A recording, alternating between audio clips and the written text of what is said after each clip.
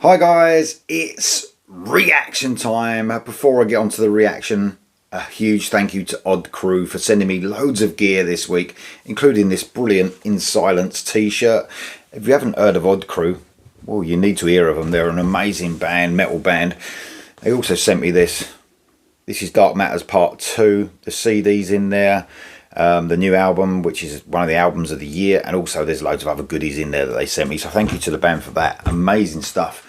Okay, on to the reaction. It's a big one. It's Guns N' Roses. It's The General. There's been a lot of buzz about this song, man. They've played it live as well in a few shows, you know, that you've seen a couple of clips. I didn't want to listen to too much because I knew it was coming out as a song, you know, a proper release. So the Guns N' Roses songs, I think this is the fourth one from the Chinese Democracy period, and that's a bit of a bummer, really. I think, you know, in general, no pun intended, in general, they Slash, for instance, is quite prolific songwriting wise, isn't he? You know, obviously with Miles Kennedy and stuff. So I could never understand why they're still bringing out songs from that period. Why not write a new song? You know, that frustrates me a little bit, but it is what it is. But you know, the quality of the songs as well. I think Hard School was pretty rocking, actually. I really like that song. I thought that was easily the best of the four, and the other three didn't care for too much. And before any mad Guns N' Roses fans want to, you know, chop my head off, it's not that I don't like Guns N' Roses. You know, I grew up, got Appetite for Destruction the week it came out when I was younger, when I was 18 years old. Fell in love with that album. It might have been 17 years old, trying to think. It's 1987, isn't it? Fell in love with that album. Overplayed it for sure. Probably my own fault more than anything. And then you got MTV to go along with it. And then, you know, I like the deeper cuts on that album now. I can't really listen to, you know, Sweet Child of Mine and Welcome to the Jungle and Paradise City. It's just my own fault, probably. And when I was growing up, I really liked Use Your Illusion 1 and 2. I think that they don't release enough. And of course, I think, you know, the quality for me, and it's just my opinion, Appetite for Destruction, they've never captured that. You know, and a lot of bands don't. Their debut is, I did a debut album show a little while ago with the Iridiots, and there's a lot of bands out there that never bettered their debut album. You know, it's just, and it's also a matter of opinion, isn't it? So, not to upset anyone, that's what this channel's all about as well. It's a reaction channel, first time listening. So Guns N' Roses, The General, like I said, this is the big one. This has been spoken about quite a bit, and it was actually uploaded yesterday. I don't know what's been re-recorded, whether the whole thing, it was just an idea from the Chinese Democracy period and they've recorded it, or if it is an actual recording and they've, you know, redone vocals or guitar. I don't really know much about it, so I just got to listen to it and take it as what it is. So Guns N' Roses, The General, here we go.